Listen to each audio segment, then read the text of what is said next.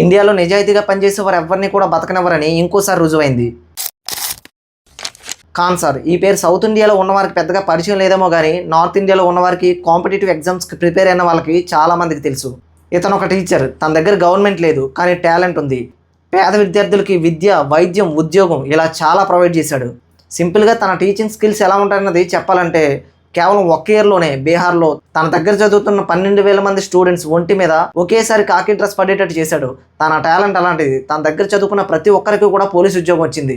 యూట్యూబ్లో తనకు ఒక ఛానల్ ఉంది. తను ఒక వీడియో పెడితే చాలు 10 నిమిషాల్లో లక్షల్లో వ్యూస్ వస్తాయి. వేరే ఎడ్యుకేషనల్ ఇన్స్టిట్యూషన్స్ మా దగ్గరకు వచ్చి టీచింగ్ చెప్తే 107 కోట్ల రూపాయలు కూడా ఇస్తామని చెప్పి ఆఫర్ చేసాయి.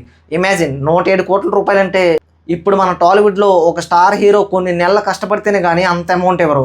కానీ అలాంటి అమౌంట్ను కూడా రిజెక్ట్ చేసి పేద విద్యార్థుల కోసం తను పనిచేశాడు. వాళ్ళ దగ్గర తీసుకున్న తక్కువ అమౌంట్ ఆఫ్ ఫీజుతోనే ఒక హాస్పిటల్ కూడా కట్టాడు. ఎక్స్రే 5 రూపాయలు, ఈసీజీ 15 రూపాయలు. ఇన్ని చేస్తున్నా సరే ఒక నేషనల్ మీడియా జర్నలిస్ట్ తన మీద బురద జల్లింది. దానికి అడుక్కోవడానికి ఒక్క మాట అంటే తన కట్టిన ఇన్స్టిట్యూషన్లో ఫైర్ సేఫ్టీ ప్రికాషన్స్ సరిగ్గా తీసుకోలేదని చెప్పి ఇప్పుడు తనను అరెస్ట్ చేశారు. ఇదే కాదు, కొన్ని రోజుల కిందట తన ఇన్స్టిట్యూషన్ మీద ఎవరో గన్తో ఫైర్ షాట్లు కూడా కాల్చారు.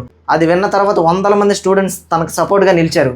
ఒక గవర్నమెంట్ చేయాల్సిన ప్రతి పని కూడా తను చేశాడు. కానీ ఇప్పుడు తనను కూడా అరెస్ట్ చేస్తున్నారు. ఇది ఇండియా అంటే.